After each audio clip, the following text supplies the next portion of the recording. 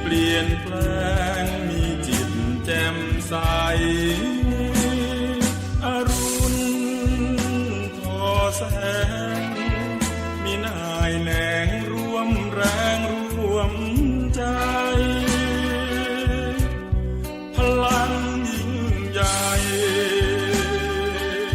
รวมใจชาวเราที่มา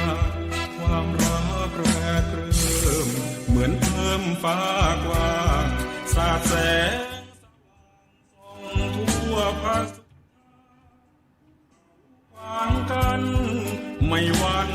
อุราสองชาวฟันฝ่า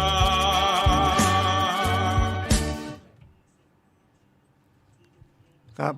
ขอต้อนรับเข้าสู่รายการทนายความพบประชาชนนะครับวันนี้วันเสาร์ที่15มกราคม2565วันเวลาก็ผ่านไปรวดเร็วนะครับครึ่งเดือนละแล้วก็วันที่1 กุมภาพันธ์เป็นวันตรุษจีน ก็เลื่อนมาเร็วนะมันจะเป็นมกราเนี่ยมันจะเป็นปีใหม่ตรุษจีนแล้วก็อะไรนะวิสาขะว่ามาขึ้นมาเร็วก็พบกับรายการง่ายๆนะกฎหมายทุกวันเสาร์นะครับ10 ถึง 11 นาฬิกาทาง FM 104.50 เมกะเฮิรตซ์วัดไฝหินทาง Facebook ทาง YouTube ก็เดี๋ยวนี้มีแอปนะฮะแอปวัด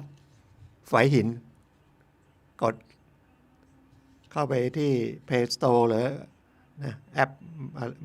Market เลยนะในมือถือ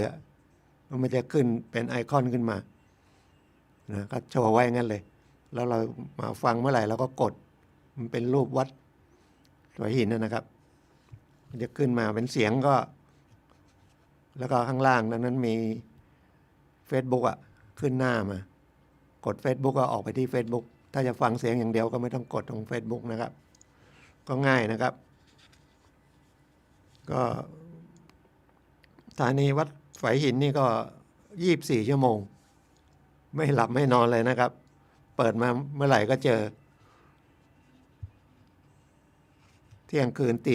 1 ตี 2 ตี 3 ตี 4มีตลอดนะบางสถานีก็ประมาณสัก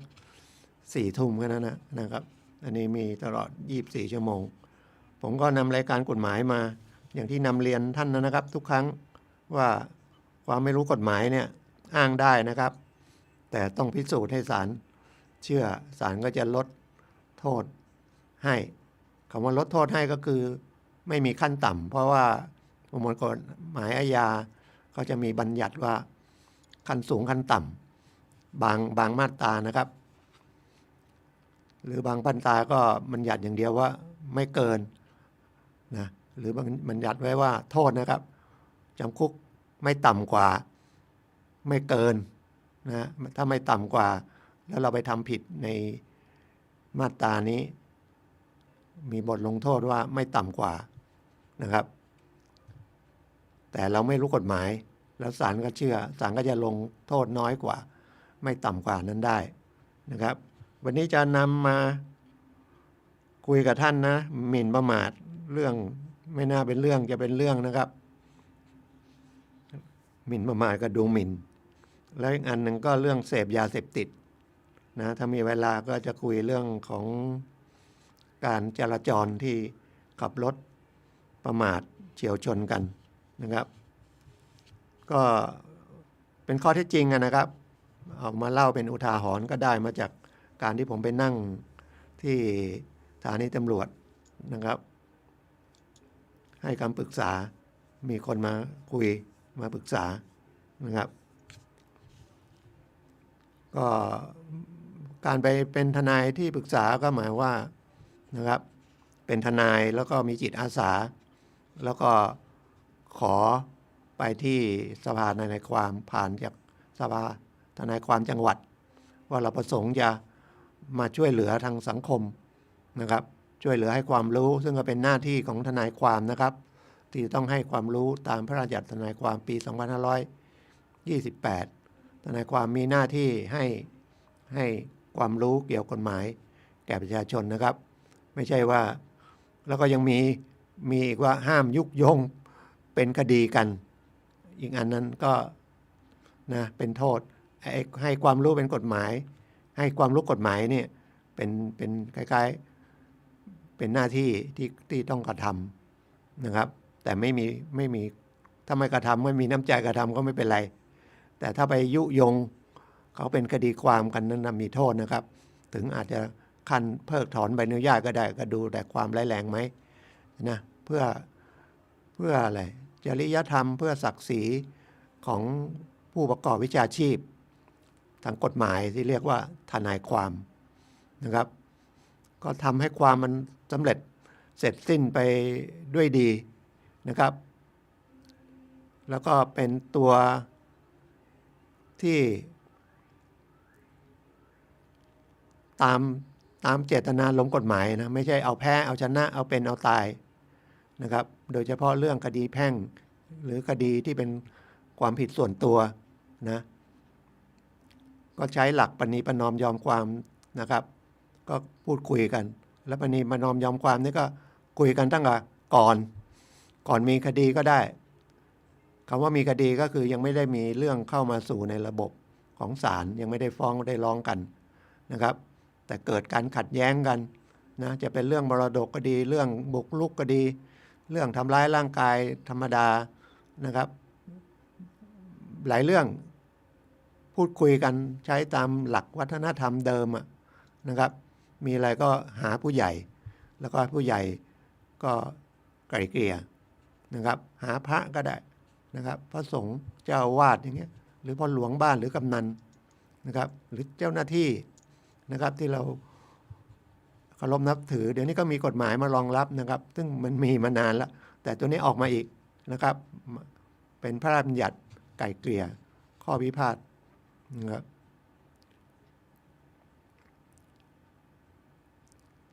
ถ้าไกล่เกลี่ยกันสิ่งที่ได้ก็คือแต่มันมีว่าการไกล่เกลี่ยกันเนี่ยต้องทั้งสองฝ่าย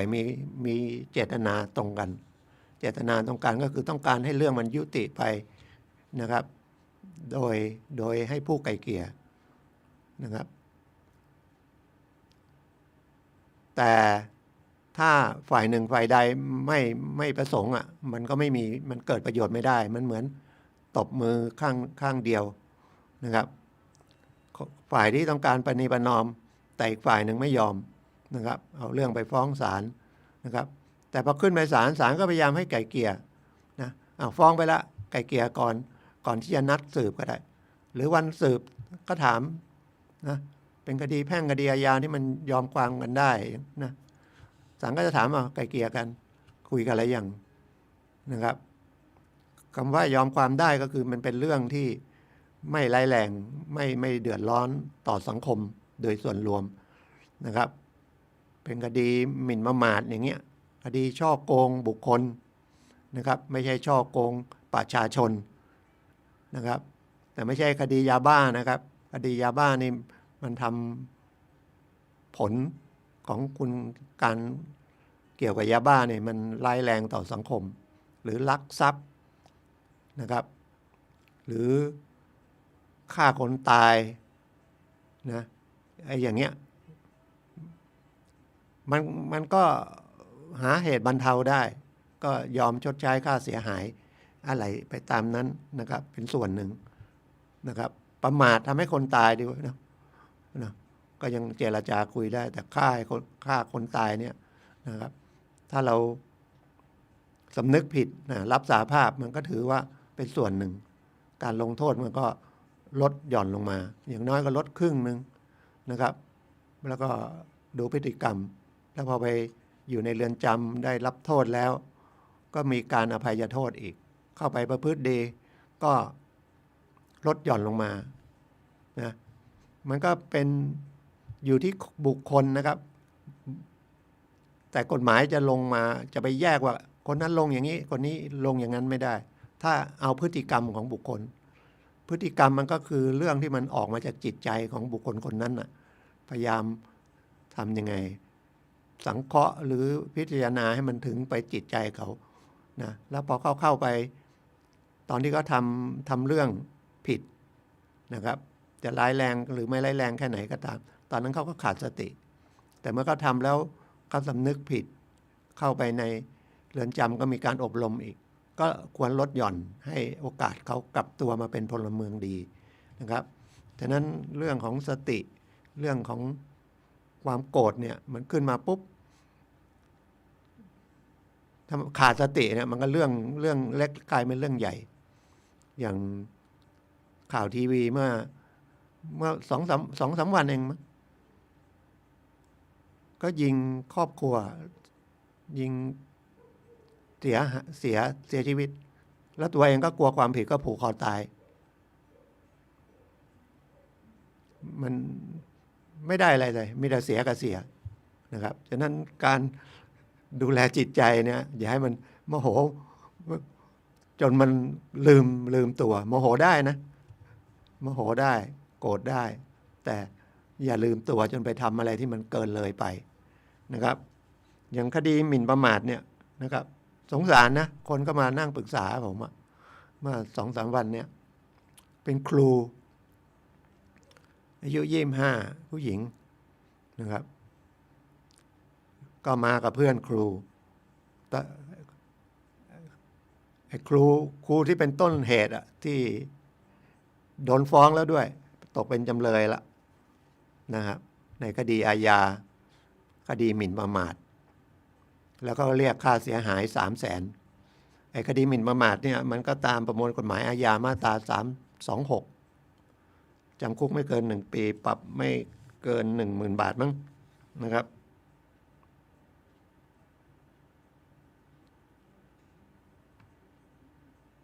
ปรับเป็นแสนจำคุก1 ปีนะครับปรับ200,000นะครับดูหมิ่นหมิ่นประมาทไม่ใช่ดูหมิ่นนะครับมันมี2 คำหมิ่นประมาทนี่ก็คือทำให้ผู้ต่อบุคคลที่อื่นบุคคลที่3นะครับทำให้เกิดความเสียหายอันนี้มันไม่น่าเป็นเรื่องเนาะถ้าตามแต่เขาฟ้องมาเขาก็ตกใจแล้วคนเขาก็นั่งเฉยแต่คนที่ถามผมยังเข้าใจว่าคนที่ถามเป็นคนที่เดือดร้อนกลายเป็นเพื่อนครูมาช่วยพอผมบันทึกแล้วว่าคนขอบัตรประชาชนของคนที่มาปรึกษาเอากลายเป็นคนที่นั่งเฉยๆนั่นนะครับน่าสงสารนะครับเพราะว่าตามข้อที่จริงเท่าที่เล่านะเขาบอกว่าเขา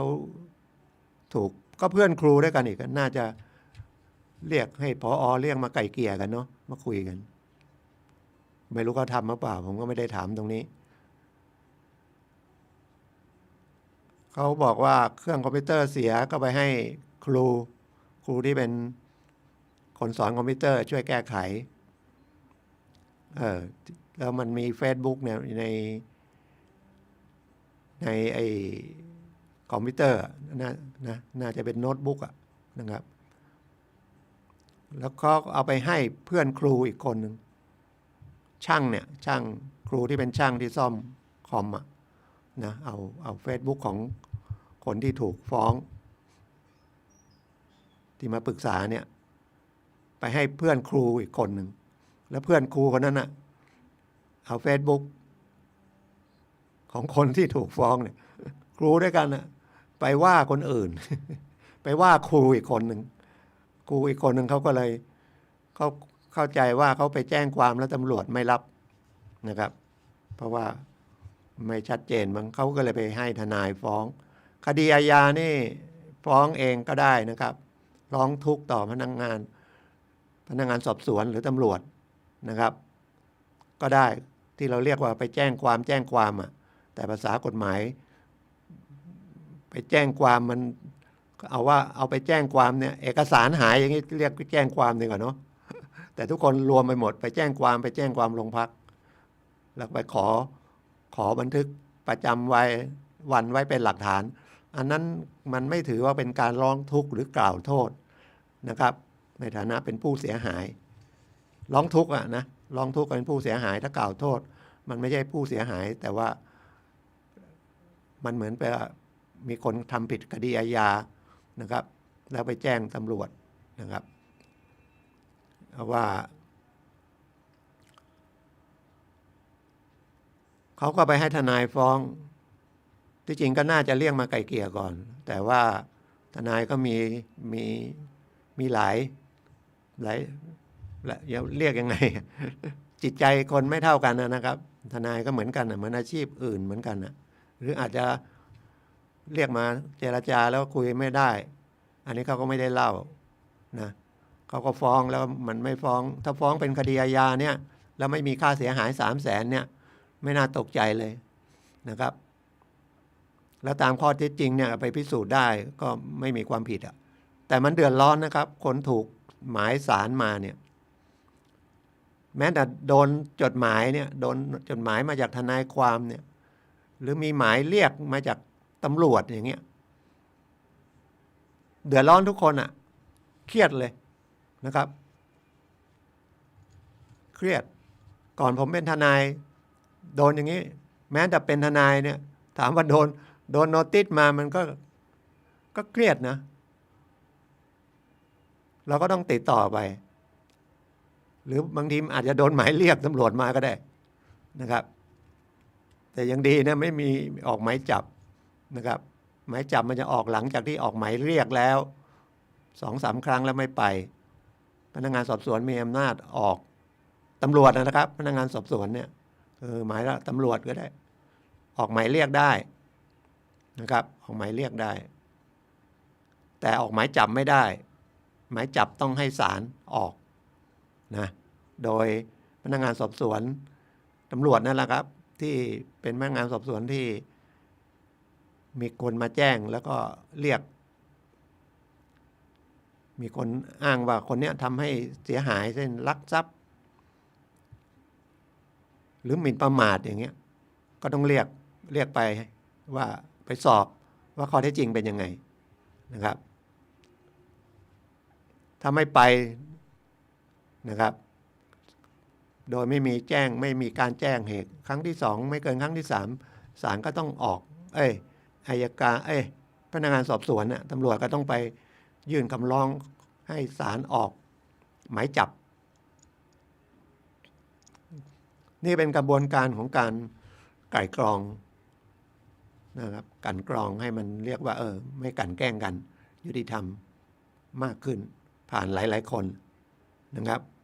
ศาลก็จะต้องดูเหตุดูผลด้วยมันใช่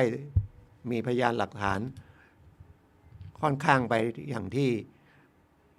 เป็นเรื่องเป็นคดีอาญาไหมถึงจะออกหมายจับเพราะว่าเมื่อออกหมายจับแล้วเนี่ยนะอยู่ในความควบคุมของศาลแล้วนะเพราะว่าอยู่ในตำรวจเนี่ยควบคุมได้แค่2 วันก็ต้องส่งศาลนะแต่ถ้าไปอยู่ในเป็นคดีแล้วไม่ไปอย่างเงี้ยแล้วศาลออกหมายจับเนี่ยนะครับแล้วไม่ได้ขอประกันตัวนะครับ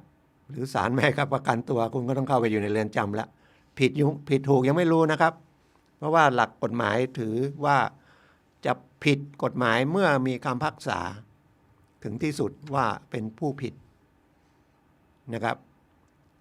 บางทีศาลชั้นต้นลงว่าผิดนะครับอุทธรณ์อาจจะผิดอีกแต่ไปฎีกาไม่ผิด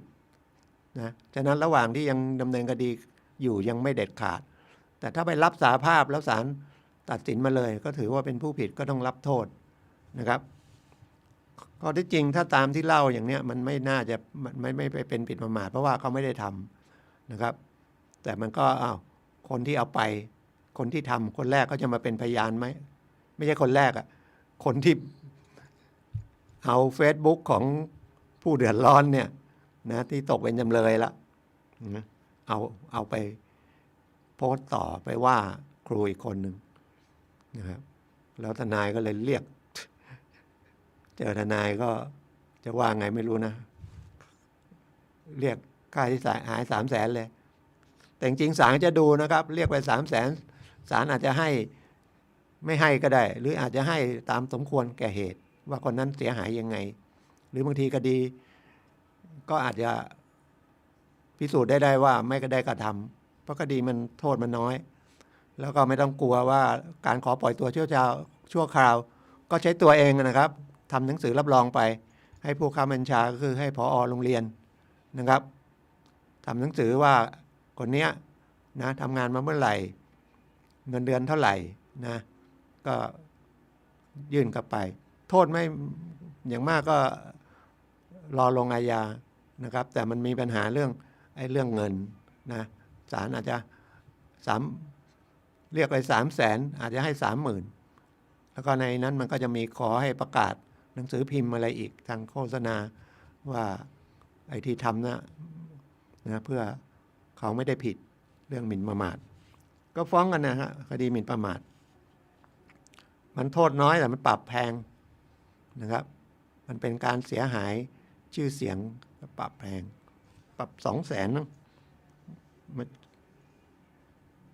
326นะครับจำคุกไม่เกิน1 ปีปรับ200,000แต่ถ้าดูหมิ่นก็เหมือนก็ด่ากันนะอันนั้นก็เป็นระหุโทษตามมาตรา329ระหุ393นะครับ393ดูหมิ่นเป็นคดีระหุโทษจำคุกไม่เกิน1 เดือนปรับไม่เกิน 10,000 บาทนะชี้หน้าด่านะครับก็อาจจะโดนข้อหาดูหมิ่นนะครับก็เป็นระหุโทษก็รับสารภาพนะครับหรือคุยกันก็ยอมจ่ายค่าเสียหายอะไรก็แล้วแต่ก็ยอมกันก็ได้ไม่น่าเป็นเรื่องนะครับจะเรื่องเล็กเรื่องใหญ่กันนะเมื่อเข้าไปอยู่ในกระบวนการ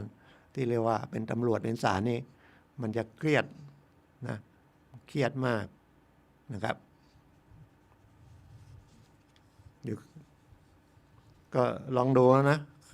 จะเครียดขนาดไหนนะครับแม้แต่เป็นโจทย์ก็ดี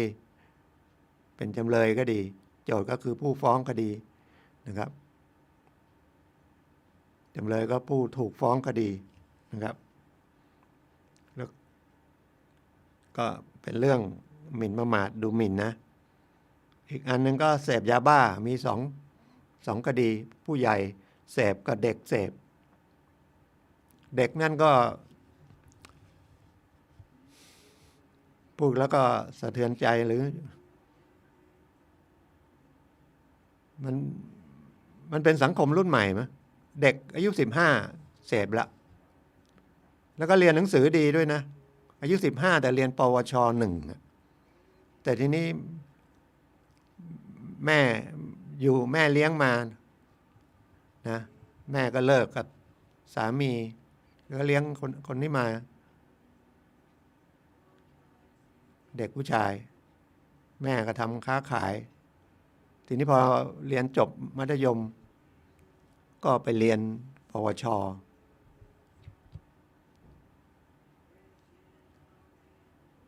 ก็ไปให้อยู่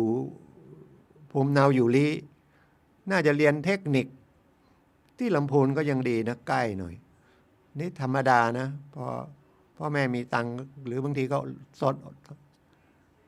ทนลบเล้าลูกไม่ได้ไปเรียนเชียงใหม่มันเหมือนสมัยก่อนก็ต้องไปเรียนกรุงเทพอะเนาะทีนี้มัน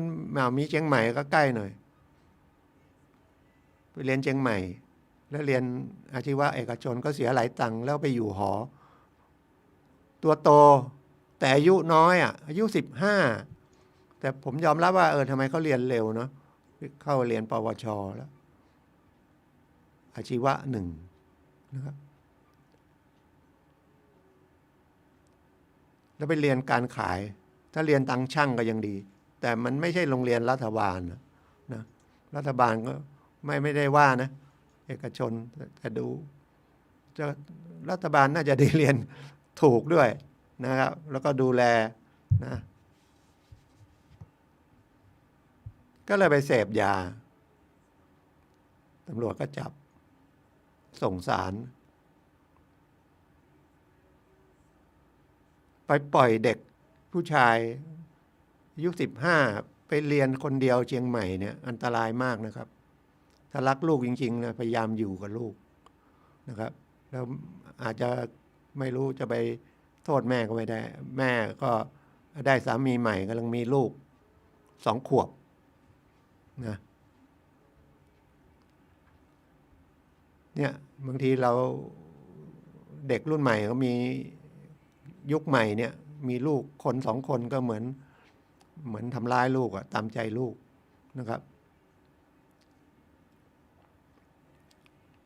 เห็นว่าถ้าตามใจลูกก็คือไม่กล้าขัดใจลูกอะแต่ถามว่าจริงๆก็ถ้าเราส่งเข้าเสือเข้าป่าเขาจะดูแลตัวเองได้ยังไงนะรูปร่างใหญ่แต่วุฒิภาวะไม่ถึงนะครับไม่ถึงเด็กอายุ15เนี่ยนะกำลังแตกรุ่นนะแล้วมีแฟนอีกแล้วผมว่าค่าใช้จ่ายเดือนหนึ่งอยู่หอเรียนค่าทงค่าเทอมค่ากินก็อยู่เดือนหลายหมื่นเนาะส่งเข้าเทคนิคลำพูนก็ยังไกลจากลีก็ยังไปมายังง่ายกว่าวิ่งไปเชียงใหม่นะครับอันนี้มันเป็นความคิดเห็นนะครับเดี๋ยวจะบอกเรื่องของเขาไม่ใช่เรื่องของทนายซะหน่อยแล้วทนายไปยุ่งอะไรพอขึ้นศาลก็ต้องเรียกทนายแต่ไปอยู่ศาลเด็กก็เรียกว่าที่ปรึกษานะครับปรึกษาก็ต้องไปให้ความรู้กฎหมายก็ต้องไปดูแล้วไปประสบอย่างเงี้ยนะก็เอามาเล่าเพื่อเป็นอุทาหรณ์แล้วกันนะครับเอาประโยชน์มันนะอย่าไปมองสิ่งไม่เป็นประโยชน์นะผมมานำเรียนก็คือไม่อยากให้เกิดเรื่องที่มันเสียหายนะครับในเรื่องเกี่ยวกับครอบครัวนะแล้วก็มันก็ลามไปเป็นสังคมยาบ้ามันก็แก้กฎหมายใหม่ก็จะจับเฉพาะรายใหญ่ๆแล้วคนผลิตยาบ้าเขาก็ไม่ได้กินยาบ้านะผมว่าคนเจ้าของโรงงานเหล้าเนี่ยมันไม่กินเหล้าอะหรือคนขายเหล้าผมก็รู้สึกว่าไม่ได้กินเหล้าเนาะคนกินเหล้าก็กินเหล้ากินจนติดเป็นโรคเป็นอะไรอย่างเงี้ยยาบ้ามันจะหมดไปยังไงนะซื้อขายกันง่ายๆในมือถือนะเดี๋ยวนี้เม็ดละ100แพงนะเม็ดละ100เนี่ยสมัยก่อน300ก็ซื้อกันเดี๋ยวนี้เม็ดละ100คือคำว่าแพงก็คือต้นทุนมันจริงๆไม่มีอ่ะมี30-40 บาทเท่านั้นนะครับแต่เขามีความเสี่ยงเยอะจะปราบยังไงปราบลอตเตอรี่ขึ้นราคากับปราบยาเสพติดเอาไงลอตเตอรี่ไม่ต้องไปยุ่งกับมันได้ไหม เขาพอใจซื้อพอใจขายก็ปล่อยเข้าไปต้องแก้ทั้งระบบนะแก้กฎหมายแก้การออกรางวัลว่าถ้าขายไม่หมดลดตามส่วนเนี่ยมันยุ่งยากนะเขาก็เหมาซื้อไปแล้วก็มาขายนะเรื่องลอตเตอรี่แต่เรื่องยาบ้าจะปราบกันยังไงก็ต้องช่วยกันดูแลนะจะดูแลยังไงสังเกตนะครับเป็นรายเด็กนะครับอีกรายมา2 วันนี้ก็มาอยู่ใกล้ๆบ้านอันนี้ผู้ใหญ่อายุ30ไอ้คนนั้นอายุ15นี่อายุ30เสพยาซึ่งอยู่ระหว่างบำบัดก็ไปเสพอีกคำว่าบำบัดก็คือเขามีคดีแรกแล้วเดี๋ยวนี้ถ้าเสพยานะครับเสพยาก็ถือว่าเป็นผู้ป่วยไม่มีโทษเอาไปบำบัดนะครับโทษรอไว้ก่อนนะครับถ้าบำบัดไม่ได้ก็เอาโทษเอาเข้าเรือนจำอยู่ระหว่างบำบัดถูกตรวจเจออีกเป็นคดีที่2คนเดือดร้อนไม่ใช่เขาเลยนะพ่อนะโทรหาผมบอกมีเรื่องเอาลูกแล้วนั่นก็เลยนัดมาคุยที่บ้านลูกอายุ30แล้วก็มีประวัติที่ว่าเขาถามไม่มีลูกมีเมียเหรออายุ30 มีเลิกกันไปตั้งนานละแล้วลูกลูกผู้หญิงอยู่กับยายแล้วส่งเงินให้ลูกมั่งไหมไม่ส่งเลยแล้วถามลูกอายุเท่าไหร่โอ้โตจะเป็นสาวละ15-16ละแสดงก็มีเมียตั้งอายุ15-16แล้วก็ทิ้งไม่อยากจะบอกว่าเด็กเนี่ยลูกเนี่ยจะเสียเนี่ยนะครับพ่อแม่นะครับพ่อแม่มีส่วนมากเลยไอ้เรื่องการตามใจนั่นแหละการไม่กล้าขัดใจนั่นแหละนะครับเพราะมีลูกคนเดียว2 คนอย่างเงี้ยนะแล้วก็ตำรวจก็หมายเรียกก็คนที่เดือดร้อนนี่ไม่ใช่ไอ้ตัวลูกเลยนะผมก็นั่งถามว่าเฮ้ยจริงๆก็บอกคุณเสพยาป่ะแล้วเคยมีคดีเดียวบอกมีคดีเนี่ยกำลังอยู่บำบัดแล้วไปเสพแล้วยังไงเม็ดเท่าไหร่100ซื้อทีกี่เม็ด2 เม็ด3 เม็ดแล้วก็เสพยังไงซื้อมาเสพคือที่ผมถามก็คือหมายว่าถ้าเสพแล้วก็จับได้ซื้อไป3 เม็ดอย่างเงี้ยเสพไปเม็ดหนึ่งพอดีตำรวจจับได้แล้วไปค้นตัวเจอยาอีก2 เม็ดมันจะเป็น2 โทษ2 ข้อหาเสพและครอบครองยาอันนี้เขาบอกเสพโดนจับตรวจฉี่แล้วยาครั้งสุดท้ายที่เสพซื้อไปกี่เม็ดซื้อไป3 เม็ดแล้วที่เหลืออยู่ไหนเก็บไว้ไม่ผมคืนนั้นผมก็นะซื้อมาผมก็เสพ3 เม็ดเลยเสพ3 เม็ดไม่ใช่เสพทีละเม็ดเสพทีละเม็ดไม่ใช่เสพทีเดียวเสพทีเดียว3 เม็ดนะอาจจะเม็ดหนึ่งแล้วก็รอสักพักแล้วก็เสพอีกเม็ดหนึ่งเสพอีกเม็ดหนึ่งคำว่าเสพติดก็คือมันจะต้องเพิ่มจำนวนขึ้นเรื่อยๆมันไม่เหมือนอาหารทั่วไปเหมือนรับประทานข้าวอย่างเงี้ยมันก็อิ่มนะคงไม่มีใครติดข้าวเนาะต้องกินข้าวอย่างนี้ตลอดกินก๋วยเตี๋ยวก็ได้ไม่ใช่ไม่กินข้าวแล้วจะลงแดงชักดิ้นก็ต้องเป็นข้าวสมมติว่าข้าวหอมมะลิก็ต้องยี่ห้อนี้ตรานี้อะไรอย่างเงี้ยนะครับหรือกินข้าวเหนียวกินข้าวเจ้าไม่ได้อาหารมันไม่เสพนะครับแต่มันจะติดก็ติดเสพของหวานนั่นแหละติดน้ำตาลนั่นน่ะรสหวานนั่นน่ะอันนั้นมันเหมือนกับคล้ายยาเสพติดเหมือนกันนะครับน้ำตาลเนี่ยเพิ่มน้ำตาลไปเรื่อยๆจนเป็นเบาหวานนะครับรุ่นใหม่นี่ก็จะเป็นเด็กรุ่นใหม่นะครับเพราะว่ากาแฟใส่น้ำตาลเยอะเลยถ้าเป็นวัยรุ่นนะแล้วเด็กๆก็กินในของขบเคี้ยวก๊อบแก๊บมีทั้งเกลือมีทั้งน้ำตาลรัฐบาลก็พยายามลดอาหารถ้ามีน้ำตาลพวกเครื่องดื่มพวกสารพัดของขบเคี้ยวถ้ามีน้ำตาลมากจะเก็บภาษีแพงก็อันนี้เป็นทางอ้อมของรัฐบาลจะไปออกกฎหมายบังคับอะไรไม่ได้ก็ใช้มาตรการภาษีคุณมีน้ำตาลแค่นี้ผมเก็บภาษีแค่นี้สูงถ้าคุณมีน้ำตาลน้อยอาจจะไม่เก็บภาษีหรือเก็บน้อยนะครับข้างกล่องก็ถึงบังคับให้เขียนแต่มันก็โหทรมานบางทีก็ตัวน้อยมองไม่เห็นเลยนะครับมันน่าจะมีว่าตัวหนังสือเท่าไหร่ด้วยให้มันชัดๆแล้วก็เยอะพลาวไปหมดอะไรก็ไม่รู้อ่านก็ไม่เข้าใจนะครับแล้วก็ดูอย่างเดียวน้ำตาลมีไหมไขมันมีไหมคนซื้อก็ซื้อแล้วก็กินถ้ามันถูกรสชาติก็ไม่อ่านนะครับตัวหนังสือเอามานิดเดียว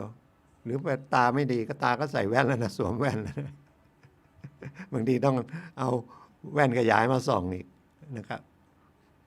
เขาพยายามแก้มันก็เป็นต้นทุนเราก็ต้องรับภาระนะครับกล่องมีตัวหนังสือเยอะแยะต้องมีอะไรผสมอยู่ในนั้นมั่งมันก็เป็นต้นทุนเรา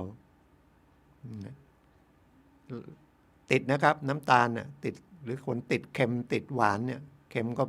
เป็นไตนะครับเนี่ยเจ็บป่วยเด็กรุ่นใหม่ก็เนี่ยเริ่มละนะครับเพราะเอาของอย่างนี้ให้กินไงไม่มีเวลาเลี้ยงดูมากหรือไปโรงเรียนก็เอาอย่างนี้ให้กินให้เด็กกินนะง่ายไม่ได้กินผลไม้ไปกินของหวานขนมขบเคี้ยวนะครับหลานผมก็เป็นอย่างเงี้ยนะครับ5 ขวบอะน้ำหนักเข้าไปจะ30แล้วนะสูง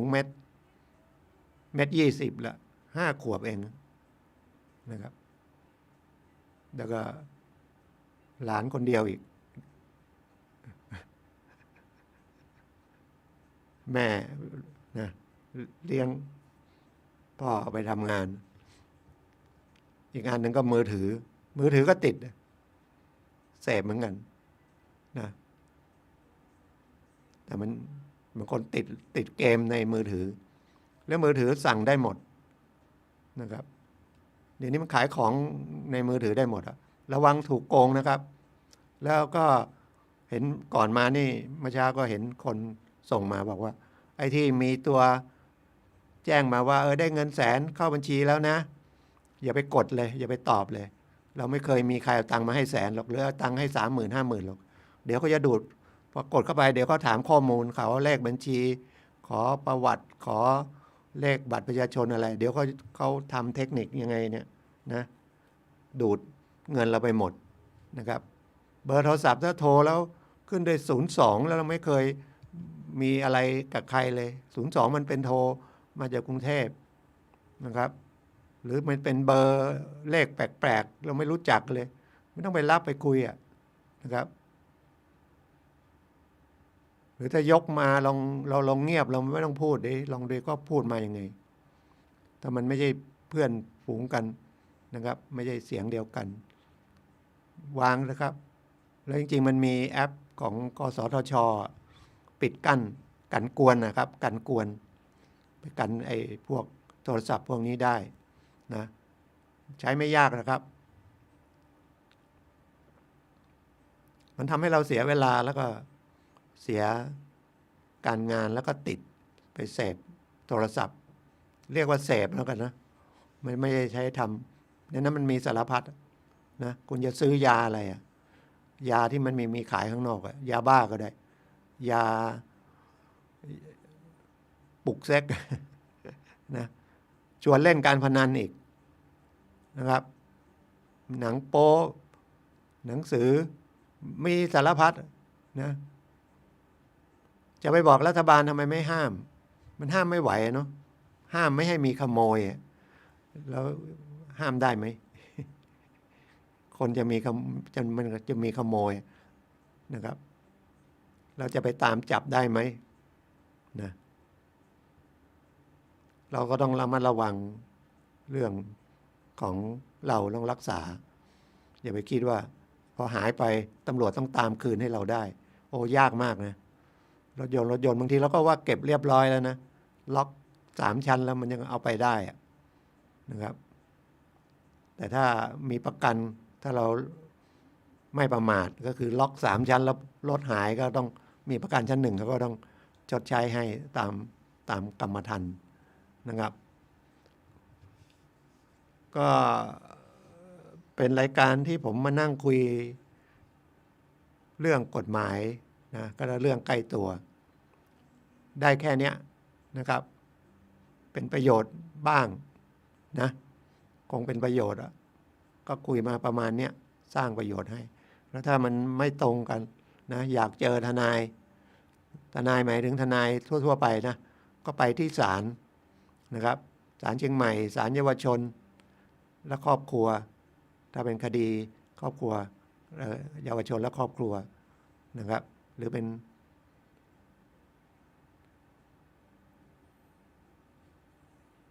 คดีอื่นก็มีนอกจากที่ศาลแล้วมีทนายให้คำปรึกษาแล้วนะครับอย่างศาลที่จังหวัดเชียงใหม่ก็มีห้องทนายเลยนะครับอยู่ข้างล่างนะด้านหลังนะครับเข้าไปคุยนะไปปรึกษาได้ไม่เสียค่าใช้จ่ายนะครับ แล้วถ้าจะไปที่โรงพักศาลนี่ก็ตามเวลาราชการตามวันราชการ แต่ที่โรงพักนะทนายไปนั่งให้คำปรึกษาก็เหมือนกับตำรวจอะนะครับทุกวันไม่มีวันหยุดนะจันทร์อังคารพุธพฤหัสศุกร์เสาร์อาทิตย์ก็เวลาราชการอยู่นะครับก็ช้างเผือกนะครับไปทางใกล้ๆทางไป700 ปีนะช้างเผือกสน.สถานีตำรวจหรือสพ.สถานีตำรวจภูธรช้างเผือกที่อีกอันหนึ่งก็แม่ปิงเส้นต้นยางเก่าเลยแยกหนองหอยไปหน่อยไปทางที่จะไปลำพูนเส้นสายเก่าอีกอันก็กองเมืองนะครับที่ตรงวัดพระสิงห์นะสถานีตำรวจภูธรเมืองเชียงใหม่ลำพูนก็มี2 ที่นะครับมีที่ต้นธงนะครับสถานีเมืองลำพูนสถานีตำรวจภูธรเมืองลำพูนต้นธงก็จากลานเจ้าแม่จะไปป่าซางสักกิโลเศษนะไม่เกิน2 กิโลนะครับก็เห็นละอยู่ทางขวามือนะครับแล้วก็ที่นิคมอุตสาหกรรมบ้านกลางนะครับเข้าไปตรงข้ามตลาดนะครับอินทรนะเข้าซอยนิดหนึ่งมีป้ายอยู่สถานีตำรวจนิคมอุตสาหกรรมนะแถวบ้านกลางก็ดูพื้นที่ด้วยนะครับว่ามีเขตอำนาจไหมแต่มีทนายปรึกษานะถ้าจะไปแจ้งความดูว่าตำรวจเขารับได้ไหมถ้าเป็นคดีอาญานะครับว่ามันเกิดในพื้นที่ไหมแต่ถ้าแจ้งของหายก็ต้องควรจะอยู่ในพื้นที่นะแม้แต่ตำรวจระเบียบก็แก้มาใหม่ละแจ้งความที่ไหนก็ได้นั่นจะเป็นคดีอาญาจะเป็นคดีเอกสารหายก็ดีนะครับแต่มากเขาก็จะแนะนำว่าไปที่เกิดเหตุนะครับแต่แจ้งไว้ก่อนเพื่อจะเรื่องเกี่ยวยุความอะไรก็อีกเรื่องหนึ่งแต่วันนั้นมันก็มีแปลกนะเรื่องคดีรถชนชนกันที่เขตยางเนิงสารพีเนี่ยก็แจ้งความไว้ละแล้วยังไงไม่รู้ไม่พอใจเลยไงไม่รู้บอกว่าเขาเป็นฝ่ายถูกก็ขับผ่าไฟเส้นที่ออกยางเนิงจากแยกสารพีแยกไทยวัสดุนะครับหรือแยกเสน่ห์ชายน้ำแล้วแต่ราชการเรียกแยกสารพีถนนซุปเปอร์แล้วก็เลี้ยวเข้าไปจะไปทางตลาดมันก็จะมีทางรถไฟนะครับแล้วมันมีถนน2 ข้างทางรถไฟก็มีไฟคนนี้ก็ขับไปแล้วก็โดนรถที่วิ่งมาตามทางขนานทางรถไฟชนนะตำรวจก็บอกคุณที่ถูกชนนะน่าจะผิดเขาก็ไม่พอใจนะครับแล้วก็มาหาโรงพักกองเมืองคล้ายๆจะมาลองถามดูว่าอย่างนี้มันจะผิดไม่ผิดหรือตำรวจก็เลยให้มานั่งคุยกับผมอธิบายก็ฟังบอกว่าก็ต้องเอาตำรวจนั้นว่าก่อนนะส่วนค่าเสียหายอะไรก็ว่ากันถ้า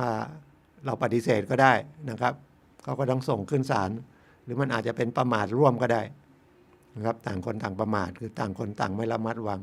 ผิดกฎหมายจราจรนะครับพรบจราจรนะครับก็ตำรวจก็ถ้าตกลงกันได้หรือต่างคนต่างซ่อมทีนี้ตกลงกันไม่ได้นะครับเขาก็จะให้ซ่อมทางรถคันที่มาชนตัวเองขับรถเก๋งอีกคันหนึ่งเป็นปิกอัพชนประมาณ 20,000 กว่าบาทค่าซ่อมทางฝ่ายปิกอัพทางนี้ก็บอกฉันถูกชนทำไมเป็นฝ่ายผิดก็ต้องดูนะครับขับรถมันต้องดูสัญญาณจราจรจะไปอ้างว่าฝ่ายนั้นมาเร็วมันพูดได้แต่มันพิสูจน์ยากแล้วถ้าเขาเป็นเส้นทางเอกเราเป็นเส้นทางโทนะครับทางโทเนี่ยโอกาสผิดมากนะครับเพราะว่าออกไปแล้วก็มีไฟกระพริบนะครับจะไปบอกเขาว่าวิ่งเร็วมาชน นะทางกฎหมายต้องสันนิษฐานไว้นะว่าคุณออกไปเขาชนนะครับ ออกไปเขาชน เพราะว่าคุณประมาทคุณต้องเห็นรถเขาเหมือนก็ขับออกไปตัดหน้าเขาว่ามันพ้นแล้วถึงจะออกนะอยู่ฝั่งที่ต้องระมัดระวังนะครับรถจะออกจากซอยก็ดี ออกมาแล้วมอเตอร์ไซค์ออกซอยมาแล้วโดนรถชนรถเก๋งชนอย่างเงี้ยหรือมอเตอร์ไซค์ด้วยการชนเนี่ยคนออกซอยเนี่ยผิดมากนะโอกาสผิดนะครับจะไปบอกทางนั้นไม่ระวังที่มาไม่ได้คุณต้องระวังคุณจะออกมาขึ้นถนนใหญ่ออกจากซอยขึ้นมาถนนใหญ่นะครับทางนั้นมันจะมีป้ายหยุดต้องหยุดแล้วก็ดูแลจนปลอดภัยหยุดนะครับแล้วถึงออกมาถ้ามีอุบัติเหตุคุณออกมาเนี่ยถูกชนเนี่ยฝ่ายที่ออกมาเนี่ยที่ถือว่าประมาทนะครับประมาทแยกก่อนไม่มีสะพานข้ามนะไอ้แยกสารพีหรือแยกไทยวัสดุนะครับมีคดีขี่มอเตอร์ไซค์ผ่าไฟแดงออกไปรถยนต์ตรงนั้นมาเร็วมากชนรถไฟโดนชนมอเตอร์ไซค์เนี่ยกระเด็นลอยขึ้นไปเลยไฟลุกเลยคนตกมาคนขี่มอเตอร์ไซค์เจ็บสาหัสดีนะไม่โดนรถหลังมามันกลางคืนมาทับก็ไปโรงพยาบาลหมดไป300,000 กว่าแล้วก็จะเดิมแล้วรถเก๋งก็ชนแล้วไม่ช่วยเหลือแล้วก็ขับหนีไปเลยนะครับจนไปยางแตกไปไหนไม่ได้ก็เอารถไปจอดทิ้งไว้ข้างทางมันดูเหมือนรถเก๋งก็น่าจะมีส่วนผิดแต่ไม่ใช่เลยนะคดีออกมาว่ามอเตอร์ไซค์ออกไปเขาชนแต่แล้วเขาก็พยายามจะชดใช้ให้สักเห็นเจ็บหนักก็ให้เงิน 80,000 ไม่เอาจะเอาตามที่ไปรักษาพยาบาลจริงเป็นคดีขึ้นมาสู้ไม่ได้นะครับเพราะว่าเขามีกล้องเขาไปเอากล้องเลยนะครับตำรวจก็ไปเอา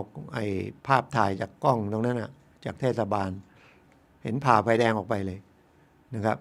คุณจะไปอ้างว่าเขาชนเร็วทำให้เราเจ็บมากขึ้นโอ้พิสูจน์ยากมากเลยออกไปให้เขาชนนะครับฉะนั้นขับรถขับอะไรก็ระมัดระวังนะฮะก็เหลือประมาณ 5-6 นาทีนะ10 นาทีไม่ถึงสรุปนะวันนี้เรื่องหมิ่นประมาทกับดูหมิ่นนะถ้าดูหมิ่นมันก็เป็นละหุโทษไม่เป็นไรโทษน้อย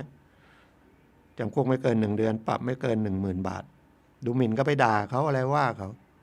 นะมันแต่ถ้าหมิ่นประมาทนี่มันจำคุกไม่เกิน1 ปีแต่ปรับ 200,000อันนี้ยังไม่ได้ทางโฆษณานะถ้าโฆษณามันจะเป็นจำคุกไม่เกิน2 ปีปรับ 200,000เหมือนกันโฆษณามันลงมือถือนี่เป็นโฆษณาไหมโฆษณาหมายว่าสาธารณชนก็รู้เรื่องด้วยนะอีกอันก็เรื่องยาบ้าอย่างที่บอกกันนะอีกอันหนึ่งก็เป็นเด็กก็ไม่น่าจะปล่อยออกไปนะครับอยู่คนเดียวไปเสพยาบ้าเพราะว่าจิตใจคนเนี่ยไปเห็นว่าตัวโตแล้วแต่อายุน้อยเนี่ยวุฒิภาวะมันไม่ได้จิตใจไม่เข้มแข็งกับสิ่งยั่วยุมันเยอะนะครับทีวีมือถือเนี่ยมันยั่วยุทั้งนั้นอ่ะไอ้เรื่องดีๆไม่ใช่ไม่มีในมือถือมีธรรมะมีเรื่องอะไรเยอะแยะอะไรเรื่องที่เป็นประโยชน์เรื่องความรู้อยากได้อะไรมีหมดแต่ธรรมชาติมนุษย์มันจะไปดูไอ้ของไม่สร้างไม่ดีอ่ะเนาะไม่ดีนะครับก็ต้องระมัดระวังนะลูกเต้าอะไรเนี่ยนะครับมันทำให้เดือดร้อนแล้วสุดท้ายก็เรื่องรถชนนะครับก็ฝากนิดนึงครับเรื่องของการดูแลจิตใจเราเนี่ยมันต้องฝึกนะครับที่สถาบันพลังจิตอานุภาพก็ตั้งขึ้นมาเพื่อฝึกจิตใจคนนะครับเพราะว่าจิตใจคนมันเป็นเครื่องนะครับจิตใจเข้มแข็งหรือไม่เข้มแข็งเนี่ยมันมีโดยธรรมชาติ ด้วย แต่ว่ามันไม่เพียงพอกับสิ่งยั่วยุในปัจจุบันนี้นะครับพระอาจารย์หลวงพ่อวิริยังนะครับตั้งสถาบันพลังจิตานุภาพมาปี 40 2540 ที่วัดธรรมมงคลที่กรุงเทพแล้วก็ขยายมาเรื่อยนะครับผมก็มีโอกาสได้ไปเรียนเมื่อปี 2553 ที่สาขา 24 บ้านศรีสุกรีที่เชียงใหม่เนี่ยนะครับจนเดี๋ยวนี้ก็มีการพอโควิดมาก็ปิดนะครับสถาบันไม่ไปคำว่าปิดก็คือไม่ไปเรียนที่สถานที่ละเปิดเรียนออนไลน์แต่ผมเรียนออนไลน์ที่ลำพูนนะครับเรียนรุ่น1ไปละก็รุ่น2เปิดก็เลยเอาเรียนอีกนะครับเพื่อจะได้ฟังเทปฟังคำบรรยายแล้วก็ฝึกนะครับก็ทำให้จิตใจมันเข้มแข็งขึ้นเพราะว่าพระอาจารย์หลวงพ่อบอกว่าทำสมาธิเพื่อพลังจิตคือกำลังใจนะครับคนเราอยู่ด้วยกำลังใจนะครับบางทีเรื่องไม่น่าเรื่องเล็กเป็นเรื่องใหญ่นะครับก็จะเสียหายก็เป็นคดีความแล้วก็เครียดเสียหายหมดมันไม่ใช่เฉพาะตัวจำเลยนะครับเป็นลูกอย่างเงี้ยพ่อแม่ก็เดือดร้อนไว้ด้วยเดือดร้อนมากกว่าตัวลูกอีกนะครับเพราะว่าไปยุ่งกับยาเสพติดเพราะจิตไม่มีสิ่งเหนี่ยวรั้งเพียงพอพระอาจารย์หลวงพ่อบอกเครื่องอยู่ของจิตก็คือสตินั่นแหละสติไม่พอนะครับก็เลยขึ้นมาฝึกเป็นหลักสูตรครูสมาธินะครับเรียนกันเต็มเลยนะถ้าเรียนกันจริงๆก็ประมาณ6 เดือน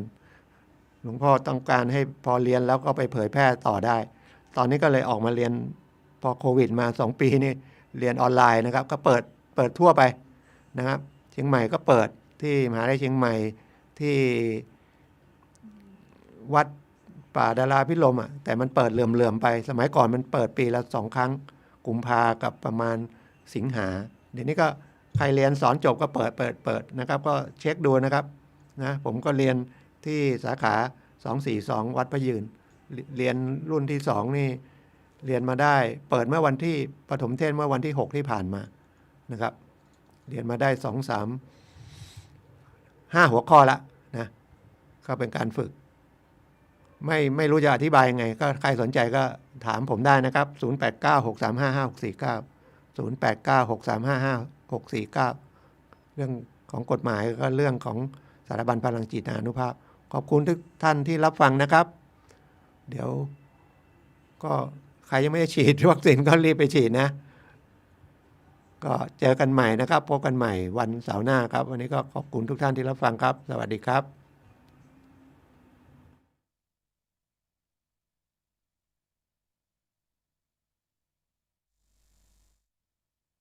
ใช่ไม่ไกลกว่าไปเถิดนะพวกเรา